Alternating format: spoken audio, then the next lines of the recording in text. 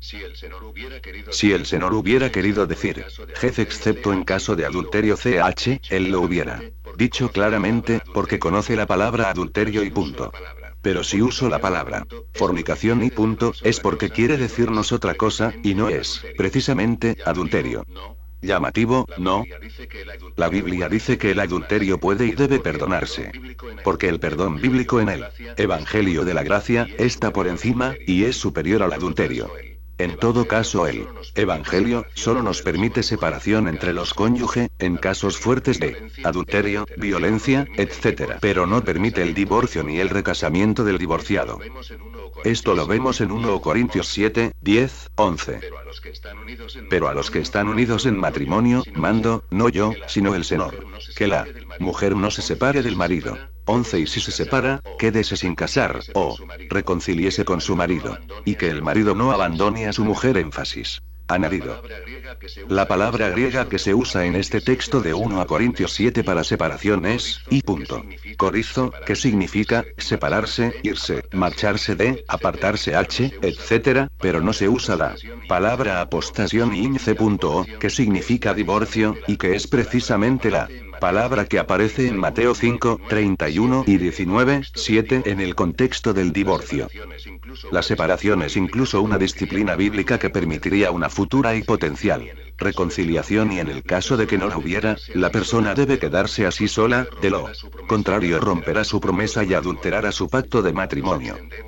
Nos extendemos tanto en todo esto porque es muy importante comprender que fornicación no puede ser nunca adulterio, porque si aplicamos en el pasaje de Mateo 5, 32 el intercambio de la palabra fornicación por la palabra adulterio, como hacen los divorcistas, el resto del versículo pierde sentido y a su vez se contradice.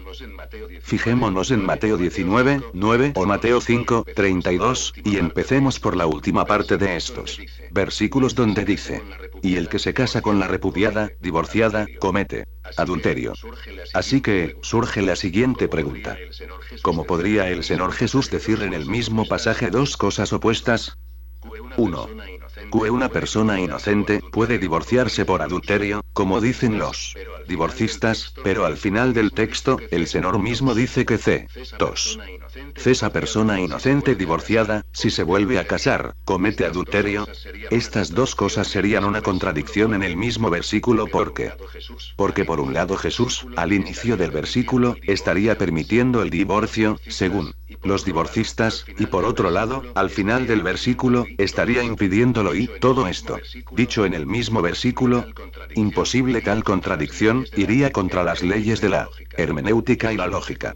Dios no se contradice.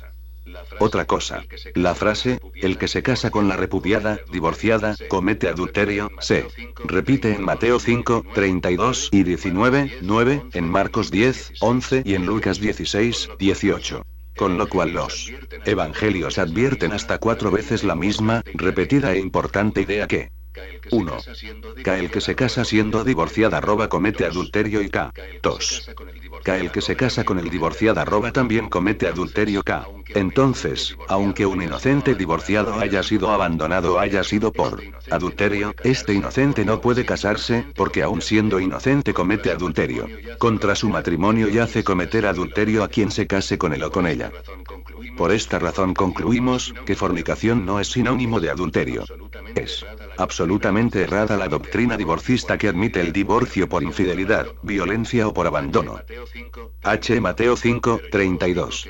Pero yo os digo que el que repudia a su mujer, a no ser por causa de fornicación, hace que ella adultere. Y el que se casa con la repudiada, comete adulterio. Mateo 19, 9. Y yo os digo que cualquiera que se divorcie de a su mujer, salvo por infidelidad, y se case con otra, comete adulterio. La Biblia de las Américas, bla. O footnotes. A Mateo 19, 9 o repudia. B Mateo 19, 9. Algunos MSS antiguos dicen: la hace cometer. C Mateo 19, 9. Algunos MSS antiguos agregan: y el que se casa con una mujer divorciada, comete adulterio. No solo esto, sino que el pecado es doble, porque el divorciado inocente, a su vez, pecaría y haría pecar 1. A un soltero que se case con él / ella. 2. A un viudo que se case con él / ella. O 3. A otro divorciado que se case con él / ella. Por cualquier lado que se mire, todo divorciado, aún inocente, comete adulterio si se vuelve a casar. Así que, tampoco hay ninguna salida para defender el recasamiento por infidelidad. Es importante que la mirada no se quede solo en la frase, por causa de fornicación que en sí ya es clara, sino que debemos mirar también cómo termina el versículo de Mateo, es decir que, el que se casa con la repudiada, comete adulterio. Entonces, ¿qué es fornicación en ese texto de Mateo 5:32 y Mateo 19:9? Y si no es adulterio, ¿qué es? Bueno, si ya hemos descartado que 1. No es adulterio, y 2. Tampoco es inmoralidad, porque la inmoralidad también es perdonable, y debe ser perdonada en el Nuevo Testamento, por lo tanto, no es motivo de divorcio. 3. Tampoco significa sexualidad entre solteros, porque el versículo está hablando de casados y es más que evidente que los casados no cometen nunca esta área de la palabra fornicación por cuanto son casados. 4. Y tampoco el contexto está hablando de idolatría espiritual Por lo tanto, descartando uno tras otro, todos los diferentes significados de la polisémica palabra fornicación, solo nos queda un significado y es 1. Uniones inválidas, incesto, bigamia, uniones homosexuales. Había en determinadas culturas y épocas y aún hoy en día lo hay la costumbre de casarse incestuosamente entre hermanos, entre padre e hija, entre hijo, madre, con la cunada, etc. Pero todo esto estaba prohibido y tipificado en la ley judía, en Levítico 18:6-18 como incestuoso, ilegítimo e inválido, es decir, fornicación. Todos ellos constituyen uniones o matrimonios aceptados por los hombres, pero no aceptados por Dios porque son uniones inválidas ante Él. Es decir, son fornicación. Por lo tanto, Jesús está hablando en estos pasajes, solo de matrimonios o uniones inválidas como única razón válida de divorcio. Entonces ahora sí, encajan las piezas en esos versículos de Mateo. Encaja la palabra fornicación, referida a uniones matrimoniales inválidas, y encaja la clásica palabra adulterio y así, los versículos de Mateo 5:32 y Mateo 19:9, tienen armonía. Veamos dos ejemplos de unión inválida / incesto, fornicación, en el Nuevo Testamento. Primer caso. En 1 Corintios 5:1 vemos precisamente usando la palabra fornicacón y no adulterio. Allí vemos a un hijo relacionándose íntimamente con la madrastra, incesto, y eso es abominación / fornicación. Según Pablo y según Levítico 18:8. Segundo caso. En Marcos 6:17-19, Herodes se había casado con la mujer de su hermano, cunada, lo cual está prohibido en Levítico 18:16, y por eso Juan el Bautista recriminaba públicamente a Herodes por esa incestuosidad. Así que, si una pareja está unida en matrimonio inválido, incestuoso, bigámico u homosexual, por lo tanto unión ilegítima, eso es fornicación, entonces sí puede y debe divorciarse esa unión, por ser abominable y un riesgo para la salud humana. Resumiendo, en los versículos de Mateo 5:32 y Mateo 19:9, el Señor enseña dos cosas. 1. Que los matrimonios de uniones inválidas, incesto, bigámico, homosexuales, si son divorciables. 2. A su vez que la parte inocente en un matrimonio normal no puede volver a casarse porque comete adulterio. Tercera razón. El creyente no puede tomar la iniciativa de divorcio. Para empezar, recordemos que la Biblia dice que Dios aborrece el divorcio, Malaquías 2:16. Por lo tanto, cualquier cristiano que tome la iniciativa de divorciarse es evidente que está en contra de la voluntad de Dios. Dios no dice que aborrece unos casos de divorcio y otros no, sino que aborrece todo divorcio sea por la razón que sea. Esta tercera razón o argumento, solo es aplicable para los cristianos, es decir, para los que se han convertido, para los que están integrados en una iglesia cristiana y como tales son miembros de esa iglesia y aún así, deciden divorciarse. Fijémonos bien en el contenido de este tema importante que se pasa por alto en las iglesias. Si leemos 1 Corintios 6, 1, 7, el texto y contexto habla directo a los creyentes, y dice que los creyentes no pueden ir a los jueces civiles a dilucidar ningún pleito, incluido el divorcio, sino que debe ser en la iglesia donde se arreglen estos temas. Los problemas de separación matrimonial entre creyentes es un tema que deben asumir los pastores y miembros de la iglesia, e intervenir en el conflicto como dice este pasaje, y no los jueces del mundo. Así que, es pecado de desobediencia a este texto bíblico y un mal testimonio ante los de afuera, ir a los jueces civiles a pedir el divorcio. Lo que Dios junto, no lo separe el hombre, recordemos que es un mandamiento no separarlo.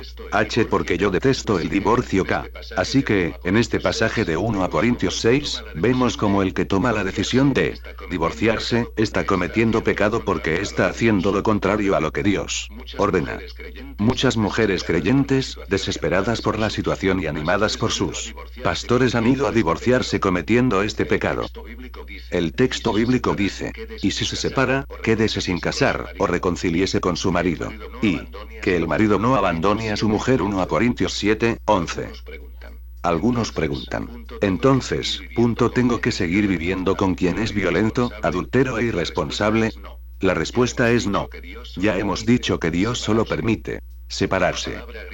La palabra griega en este texto de 1 Corintios 7 para separación es libra q libra s libra l libra d libra s corizo, que significa separarse, irse, salirse de, apartarse k, y no la palabra libra. Apostasión, que significa divorcio, que es la palabra que aparece precisamente en Mateo 5, 31 y 19, 7. Por lo tanto, cuando los divorcistas utilizan el texto de 1 Corintios 7 para alentar el divorcio, cuando la acción es solo separación, y así, cometen un grave error e incitan a las personas al adulterio. El matrimonio una vez constituido, es una unidad, se divorcie o no se divorcie la pareja, porque una unidad no es solo sexualidad, sino unidad indivisible una vez constituida. Sigue vigente aunque 1. Los cónyuges no estén de acuerdo, se peleen y se separen, o 2. No se lleve a cabo físicamente, es decir, no se consume sexualmente. De la misma forma que uno sigue siendo una unidad con una esposa, que por ejemplo, se haya quedado en coma o tetrapléjica a los pocos momentos de casarse. Aunque por estos motivos no tengan relaciones sexuales, uno sigue siendo una unidad indivisible con su cónyuge, es decir, está casado, así incluso, la persona se encuentre en la luna. La distancia y las circunstancias no cambian ese estatus y vínculo de pacto y unidad, porque la unidad la hace el compromiso, no el acto sexual. Por ejemplo, siguen siendo una unidad aunque se encuentren enojados. Cuando uno se enoja con alguien, con un hijo, un amigo, un hermano, etc., el vínculo no se rompe, se rompe la comunión. Uno no deja de ser hijo por enojarse con sus padres, o por una fuerte discusión que hayan tenido entre ellos, y aún incluso, en el caso grave de maltratos de padre, hijo, aún y con todo, el vínculo padre/hijo, permanece. Lo mismo es en el matrimonio. Aún habiendo enojos, diferencias, distancias, o incluso un divorcio humano, eso no cambia que sigan siendo una unidad ante Dios. No vemos, por ejemplo, que los hijos se divorcien de los padres ante los tribunales, ni vemos a un padre ir a divorciarse de su hijo. Es un absurdo, siguen siendo padre e hijo a pesar de los conflictos, diferencias e incluso violencia. En el matrimonio es igual, siguen siendo esposos aunque los jueces los separen. De la misma manera que con el aborto se mata una unidad viva, el divorcio es matar una unidad viva, el matrimonio. Una vida es la unión de dos partes vivas y el matrimonio es la unión de dos personas, ambas creadas por Dios y sobre ambas Dios decide, no el hombre. El divorcio es como el aborto, se mata algo que Dios ha creado. En el matrimonio, Dios hace de dos, uno. En la concepción se hace uno de dos, también. Hay quien no abortaría pero sí se divorciaría, pero ambas cosas son iguales. En conclusión de este punto. 1. Las autoridades de la Iglesia son las que deben intervenir, disciplinar y aconsejar sobre el matrimonio. 2. Ir a las autoridades civiles por un divorcio es prohibido por Dios, es dar mal testimonio del Evangelio, y en sí es pecado. Cuarta razón. Dios mismo da ejemplo de fidelidad. Es interesante observar que, tanto el Señor en el Antiguo como en el Nuevo Testamento, nunca abandonó a su pueblo ni a su amada. El mismo Dios nos da ejemplo, con su comportamiento, que a pesar de la infidelidad de Israel, Yahweh nunca la abandonó, ni eligió otro pueblo. Tampoco se casó con otro pueblo, sino que siempre esperó a Israel. En el caso del Nuevo Testamento, a pesar de las infidelidades de la Iglesia la amada el Señor nunca la deja, ni busca otra, sino que ha dado su vida y su compromiso de fidelidad a ella por siempre. H2 a Timoteo 2, 13. Y aunque no seamos fieles, Cristo permanece fiel, porque Él jamás rompe su promesa. Traducción en lenguaje actual, la. Dice Efesios 5, 32, que la relación Cristo-Iglesia es la representación mística de la relación y unión esposo/esposa. Eso quiere decir que, así como Cristo nunca abandona a su esposa, tampoco debe ser así en el matrimonio. ¿No son estos ejemplos de Dios en el Antiguo y el Nuevo Testamento una razón contundente?